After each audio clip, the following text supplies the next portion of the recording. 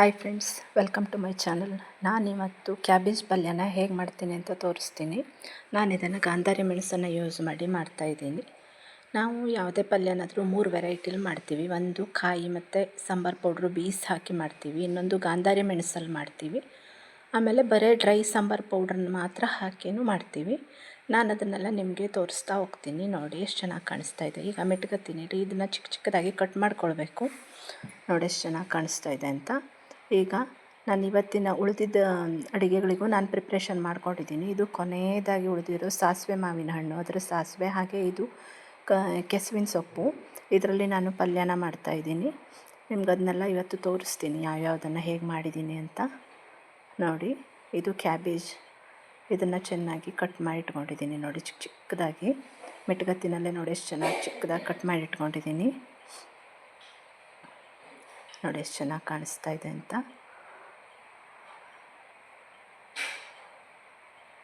ನೋಡಿ ಎಷ್ಟು ಚೆನ್ನಾಗಿ ಚಿಕ್ಕದಾಗಿ ಕಟ್ ಮಾಡಿ ಇಟ್ಕೊಂಡಿದ್ದೀನಿ ಅಂತ. ಈಗ ಇದನ್ನು ಹೇಗೆ ಮಾಡೋದು ಅಂತ ನಾನು ತೋರಿಸ್ತೀನಿ. ಮೊದಲು ಒಂದು ಬಾಣಲೆ ತೊಗೊಂಡು ಅದಕ್ಕೆ 1-2 ಸ್ಪೂನ್ ಎಣ್ಣೆ, ಹಾಗೆ 1 ಸ್ಪೂನ್ ಸಾಸಿವೆ ಕಾಳು, ಸ್ವಲ್ಪ ಇಂಗು ಹಾಕಿ, ಆಮೇಲೆ ಇದು ಚಟಪಟ ಅಂತ ಸಿಡಿದ ಮೇಲೆ ಅರಿಶಿನ ಹಾಕಿ ಕರಿಬೇವನ್ನು ಆ್ಯಡ್ ಮಾಡಿದ್ದೀನಿ. ನೋಡಿ, ಸಾಸಿವೆ ಕಾಳು ಹಾಕ್ತಾಯಿದ್ದೀನಿ.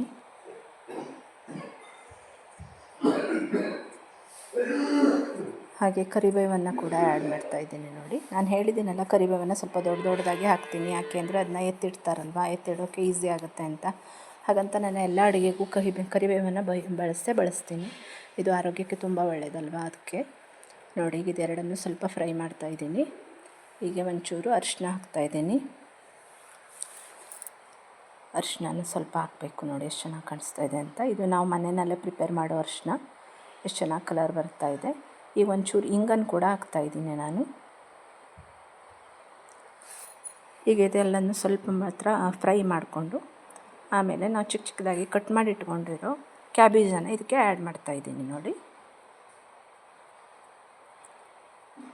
ಈಗ ಕ್ಯಾಬೇಜನ್ನು ಆ್ಯಡ್ ಮಾಡಿದ್ಮೇಲೆ ಇದಕ್ಕೆ ನಾನು ಇದನ್ನು ಚಿಕ್ಕ ಚಿಕ್ಕದಾಗಿ ಕಟ್ ಮಾಡಿಕೊಂಡು ಚೆನ್ನಾಗಿ ತೊಳೆದಿಟ್ಕೊಂಡಿದ್ದೀನಿ. ನೋಡಿ, ಇದನ್ನು ಈಗ ಇದಕ್ಕೆ ಆ್ಯಡ್ ಮಾಡ್ತಾಯಿದ್ದೀನಿ. ನೋಡಿ ಎಷ್ಟು ಚೆನ್ನಾಗಿ ಕಾಣಿಸ್ತಾ ಇದೆ ಅಂತ.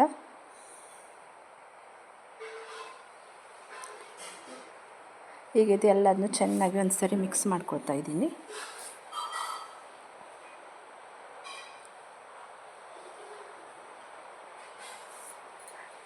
ಹಾಗೆ ನಾನು ಮರಿಗೆನಲ್ಲಿ 4 ಗಾಂಧಾರಿ ಮೆಣಸನ್ನು ಮತ್ತು ಉಪ್ಪನ್ನು ಸೇರಿಸಿ ಅರೆದಿಟ್ಕೊಳ್ತಾ ಇದ್ದೀನಿ ಚೆನ್ನಾಗಿ. ರುಚಿಗೆ ತಕ್ಕಷ್ಟು ಉಪ್ಪು ಮತ್ತು 4 ಗಾಂಧಾರಿ ಮೆಣಸನ್ನು ಮರಿಗೆ ಗೊಜ್ಜು ಮಾಡೋ ಮರಿಗೆನಲ್ಲಿ ಚೆನ್ನಾಗಿ ಅರೆದಿಟ್ಕೊಂಡು ಇದನ್ನು ಇದ್ರ ಜೊತೆ ಸೇರಿಸ್ತೀನಿ. ಈಗ ನೋಡಿ,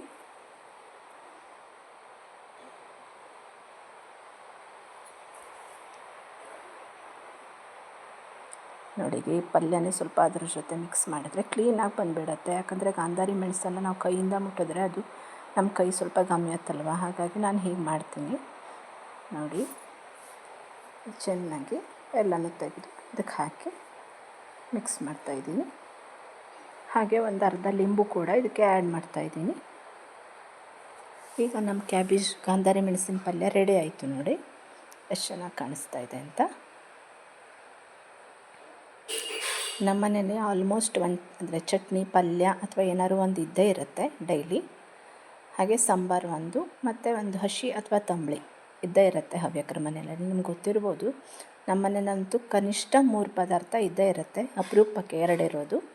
ಇವತ್ತಿಂದ ಏನೇನು ಮಾಡಿದ್ದೀನಿ ಅಂತ ನಾನು ತೋರಿಸ್ತೀನಿ. ನೋಡಿ, ಇದಕ್ಕೊಂದು ಸ್ವಲ್ಪ ಕಾಯಿ ತುರಿನ ಆ್ಯಡ್ ಮಾಡಿದ್ರೆ ನಮ್ಮ ಕ್ಯಾಬೇಜ್ ಪಲ್ಯ ರೆಡಿ ಆಗುತ್ತೆ. ನೋಡಿ ಎಷ್ಟು ಚೆನ್ನಾಗಿ ಕಾಣಿಸ್ತಾ ಇದೆ ಅಂತ. ಈಗ ನಮ್ಮ ಮನೆಯಲ್ಲಿ ಇವತ್ತಿನ ಮೆನುನ ತೋರಿಸ್ತೀನಿ. ನೋಡಿ, ಇವತ್ತು ಏನೇನು ಮಾಡಿದ್ದೀನಿ ನಾನು ಅಂತ. ಇದು ಕ್ಯಾಬೇಜ್ ಪಲ್ಯ, ಹಾಗೆ ಇಲ್ಲಿ ಗೋವೆಕಾಯಿ ಸಾಂಬಾರು ರೆಡಿಯಾಗಿದೆ. ನೋಡಿ ಚೆನ್ನಾಗಿ ಕುದೀತಾ ಇದೆ, ಆಲ್ಮೋಸ್ಟ್ ಆಗಿದೆ ಇದು.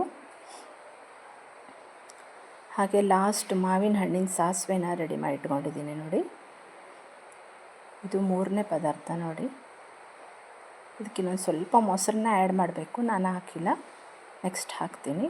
ಹಾಗೆ ಇದು ಸೊಳೆ ಕೆಸಿನ ಸೊಪ್ಪಿನ ಪಲ್ಯ. ಇದು ಆದಮೇಲೆ ನಾನು ತೋರಿಸ್ತೀನಿ. ಇದಕ್ಕೆ ಪ್ರಿಪ್ರೇಷನ್ ಕೂಡ ಮಾಡಿಟ್ಟಿದ್ದೀನಿ ಅಷ್ಟೇ. ಈಗ ಅದನ್ನು ಇದು ಮೂರು ಪದಾರ್ಥಗಳು ಆದಮೇಲೆ ಅದನ್ನು ನೆಕ್ಸ್ಟ್ ಮಾಡೋಣ ಅಂತ ಇಟ್ಕೊಂಡಿದ್ದೀನಿ. ನೋಡಿ ಎಷ್ಟು ಚೆನ್ನಾಗಿ ಕಾಣಿಸ್ತಾ ಇದೆ. ನಿಮಗೆ ಈ ವಿಡಿಯೋ ಇಷ್ಟ ಆಗಿದ್ದರೆ ಲೈಕ್ ಮಾಡಿ, ಶೇರ್ ಮಾಡಿ, ಕಾಮೆಂಟ್ ಮಾಡಿ, ನನ್ನ ಚಾನಲ್ಗೆ ಸಬ್ಸ್ಕ್ರೈಬ್ ಆಗಿ. Thanks for watching.